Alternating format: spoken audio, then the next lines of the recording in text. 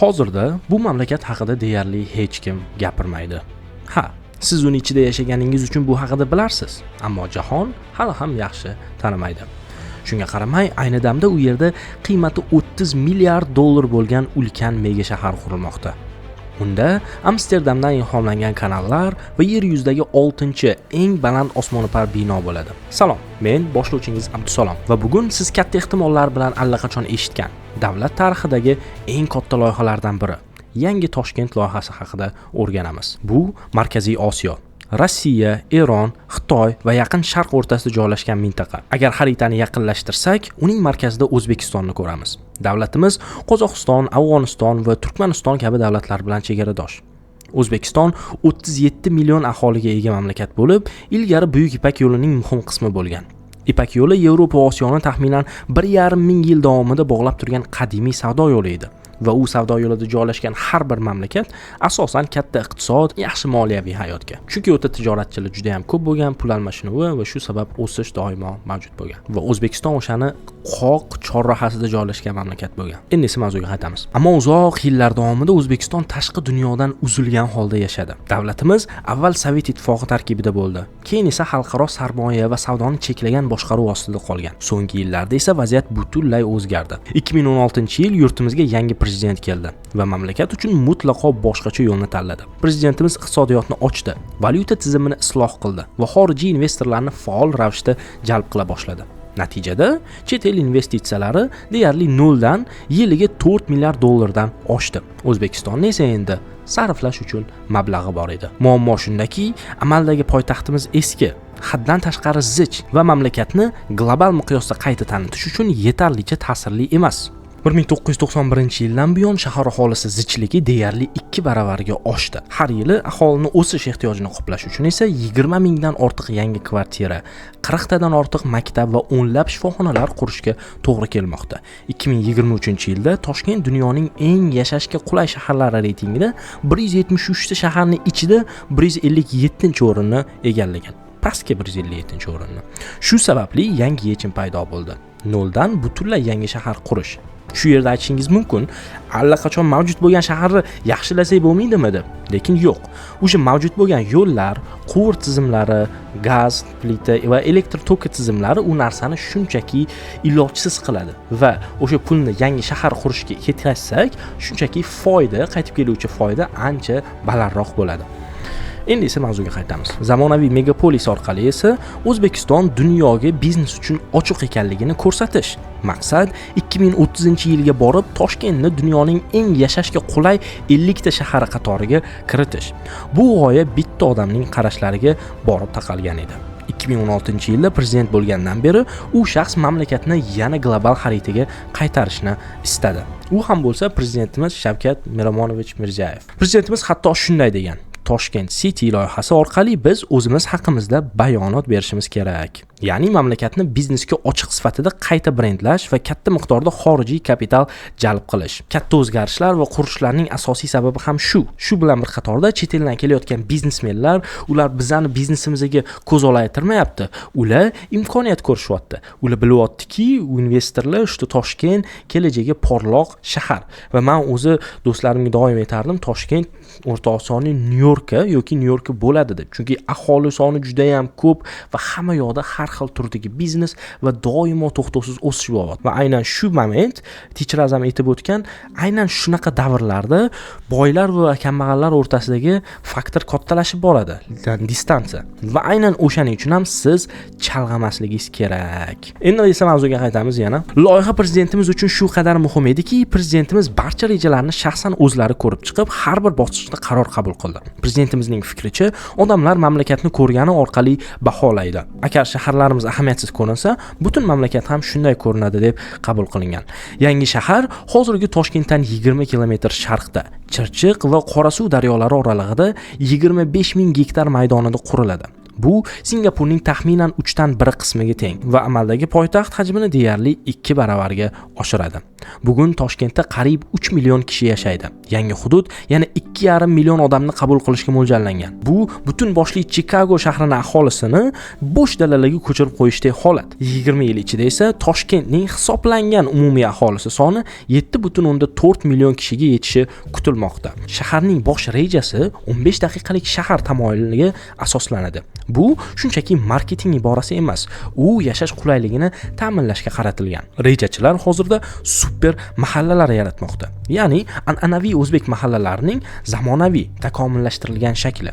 Va ya'ni har bir mahalla taxminan 400 metr kenglikda bo'lib, chetidan chetigacha qoidasi bo'yicha 5 daqiqada piyoda yurib o'ta olasiz. Har bir super mahallada kundalik hayot uchun zarur bo'lgan barcha infratuzilmalar bo'ladi. Maktablar har bir uyga maksimum 500 metr ichida, bolalar bog'chalari esa undan-da qisqa, maksimum 300 metr masofada joylashgan bo'ladi. Do'konlar, poliklinikalar va xizmatlar piyoda yetib bora oladigan masofada bo'ladi. Va muhim jihati esa xuddi Barselona bloklariga o'xshab avtomobillar mahallalarning ichidan o'tmaydi. Ular uchun yo'llar mahalla chetlarida tugaydi. Ichki hududlar odamlar, velosipedlar va osoyishtalik uchun ajratiladi. Loyihaning bosh me'mori, ya'ni arxitektori, dunyoni turli shaharlarini chuqur o'rganib chiqib, sodda va ammo muhim xulosaga keldi. Ya'ni qadimiy shaharlarning aksariyati aylana shaklida qurilgan bo'lib, barcha asosiy yo'llar markazdan tashqariga qarab tarqalgan, xuddi hozirgi Toshkentimiz kabi. Biroq vaqt o'tishi bilan transport texnologiyalari rivojlangani sari dunyo bo'ylab shaharsozlik yondashuvi o'zgardi. Rejalashtiruvchilar endi shaharlarni qat'iy, to'g'ri burchakli panjara, grid tizimi ostida qurishni boshladilar. Bu tizim tartibli va samarali ko'rinsa-da, muhim kamchilikka ega edi. Harakatlanish jarayonida odamlar doim 90 darajali burilishlar qilishga majbur bo'lib qolishardi. Bu esa shahar ichida harakatni sun'iy ravishda cheklab, yo'llarni cho'zib yuborardi. Barselona va Washington kabi shaharlar esa bu muammolarni hal qilishning yanada aqlli usulini topdi. Ular panjara tizimini butunlay rad etmasdan, uning ichidan diagonal ko'chalarni kesib o'tkazdilar. Natijada shahar bo'ylab harakatlanishda to'g'ri chiziq bo'ylab burchaklarga qamalib qolmasdan yurish imkoniyati paydo bo'ldi. Bu yondashuv odamlarni qat'iy geometrik bloklar ichida qamalib qolish hissidan xalos qiladi va shaharni yanada ochiq, moslashuvchan va qulay makonga aylantiradi. Aynan shu tamoyil yangi Toshkent rejasining asosiy elementlaridan biri sifatida qabul qilingan. Loyihaning eng qiziqarli jihatlaridan biri bu texnologik infratuzilmalardir. Yangi Toshkentda raqamli egizak, ya'ni digital twin deb ataluvchi tizim joriy etiladi. Bu tizim shaharni real vaqt rejimida aks ettiruvchi tirik raqamli model bo'lib, unda har bir bino, ko'cha va hatto suv quvurlari ham doimiy ravishda monitoring qilinadi. Bu degani, monitoringda ishlayotgan insonlar shaharni xuddi siz SimCity va yoki City Skylines kabi mobil o'yinlarni o'ynaganingizdek boshqara oladi. Undagi holat, undagi yuk va har xil tizimlarni qay turda va qay holatda ekanligini real vaqtda ko'ra olishadi. Garchi dunyo bo'ylab ko'plab shaharlar hali bunday texnologiyani to'liq miqyosda qo'llamagan bo'lsa-da, yangi Toshkent bu borada ilg'or shaharlar qatoridan joy olishi kutilmoqda. Albatta, xudo xolisa. Los Angeles va Dubay kabi megapolislar ham raqamli egizak tizimidan foydalanmoqda. Biroq u yerda bu texnologiya cheklangan va qisman qo'llaniladi. Singapur esa ushbu tizimdan samarali foydalanib, millionlab dollar miqdoridagi suv toshqinlarini zararini oldini olishga muvaffaq bo'lgan. Shahar hududi bo'ylab esa uzluksiz kanallar tarmog'i o'tkaziladi. Ushbu tizim shunday loyihalashtirilganki, inson bir parkdan yo'lga chiqmasidan kanallar bo'ylab harakatlanib, shaharning qarama-qarshi tomoni qadar yetib borishi mumkin bo'ladi. Kanallar nafaqat estetik va rekreatsion vazifa bajaradi, balki shahar ichidagi piyoda harakatlanishini asosiy avtomobil yo'llaridan ajratib, yanada qulay va osoyishta muhit yaratadi. Shahar umumiy hududining 23% jamoat yashil maydonlari sifatida ajratiladi. Bu ko'rsatkichga xususiy hovlilar va universitet kampuslari kirmaydi, chunki ular uchun alohida yashil hudud me'yorlari belgilangan. Energiya ta'minoti masalasiga keladigan bo'lsak, yangi Toshkent 100% qayta tiklanuvchi energiyaga tayanadi. Quyosh panellari orqali taxminan 400 megawatt elektr energiyasi ishlab chiqariladi. Modernizatsiya qilingan gidroelektr stansiyalar esa qo'shimcha 1200 megawatt quvvat beradi. Bundan Bundan tashqari, shaharda paxta yetishtirishdan qoladigan chiqindilar yoqiladigan trigeneratsion qozonlar o'rnatiladi. Ushbu tizimlar esa bir vaqtning o'zida elektr energiyasini isitish va sovutish ishlab chiqaradi. Bu esa energiya samaradorligini sezilarli darajada oshiradi va chiqindilardan maksimal darajada foyda olish imkonini beradi. Shahar markaziga keladigan bo'lsak, balandligi 575 metr bo'lgan egizak minoralar barpo etilishi rejalashtirilgan. Qurilish yakunlangach, ushbu inshoot yer yuzidagi 6-chi eng baland bino maqomini egallaydi.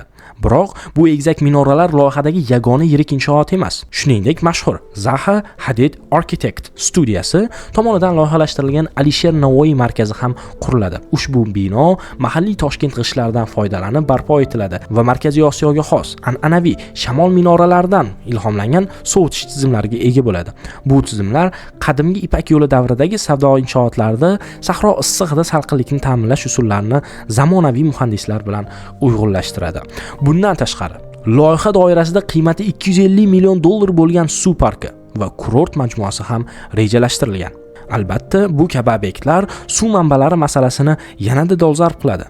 Bu savolga esa birozdan so'ng qaytamiz. Demak, bunday ulkan rejalar qog'ozda chiroyli ko'rinishi mumkin, biroq ular haqiqiy taraqqiyotsiz hech qanday ahamiyatga ega emas. Shu sababli asosiy savol tug'iladi. Aynan shu aytilgan joylarda ishlar haqiqatan olib borilyaptimi?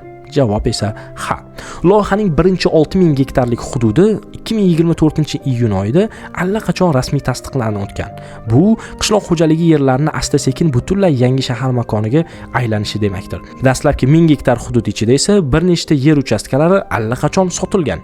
Infratuzilma ishlari esa allaqachon boshlangan. 2028-yil oxiriga qadar butun Toshkent mintaqasida 23 ta qayta tiklanuvchi energiya loyihasi ishga tushirilishi rejalashtirilgan bo'lib, ularning umumiy quvvati 2.4 gigavatni tashkil etadi. Taqqoslash uchun bu miqdorda toza energiya taxminan 5 million uy xo'jaligini elektr bilan ta'minlashga yetadi. Yangi Toshkentning o'zi 2 million aholi uchun mo'ljallangan. Biroq ushbu qayta tiklanuvchi energiya faqat yangi shahar ehtiyojlari bilan cheklanmaydi. U eski Toshkent va butun atrof muhitini qamrab olgan yashil transformatsiyaning bir qismi hisoblanadi. Metro qurilishi allaqachon boshlanib bo'lib, u yangi Toshkentni mavjud Toshkent metrolari tarmog'i bilan bog'laydi. Shuningdek, vaqtinchalik binolar barpo etilgan. Hatto energetika vaziri hozirdanoq yangi shaharda faoliyat yuritmoqda. Bundan tashqari, butunlay yangi universitet kampuslari qurilmoqda. Yotoqxonalar, auditoriyalar va talabalar uchun zarur bo'lgan barcha infratuzilmalari bilan albatta. 2027-yildan boshlab talabalar ushbu yangi binolarda ta'lim olishi boshlanishi kutilmoqda. So'nggi hisob-kitoblariga ko'ra, dastlabki 6000 gektarlik hudud 8-10 yil ichida to'liq yakunlanishi kerak. Bu muddatning ahamiyati esa juda katta. Chunki O'zbekistonda mehnat bozori inqirozi tobora chuqurlashmoqda. Hozirgi vaqtda yoshlarning qariyb 55% maktabni tugatgach, na ish topa oladi, na oliy yoki kasbiy ta'limni davom ettira oladi. Ular shunchaki osilib qolgan holatda qolib ketadi. Bugungi kunda 90 ming nafar oliy ma'lumotli bitiruvchi o'z mutaxassisligi bo'yicha ish topa olmayapti.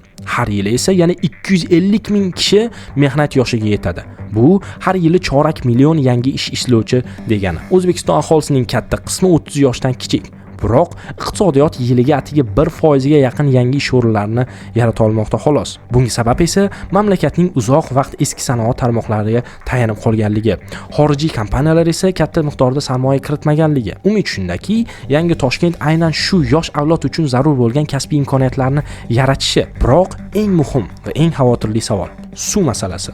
O'zbekiston dunyodagi eng suv tanqis mamlakatlardan biri hisoblanadi va bizning suv resurslarimizning katta qismi allaqachon qishloq xo'jaligida ishlatilmoqda. Eng muhim jihati shundaki, mamlakat o'z suv manbalarini to'liq nazorat qilmaydi va vaziyat yildan-yilga yomonlashib bormoqda. Mutaxassislar hisob-kitoblariga ko'ra, 2030-yilga borib O'zbekiston 15 milliard kub metr suv tanqisligiga duch kelishi mumkin.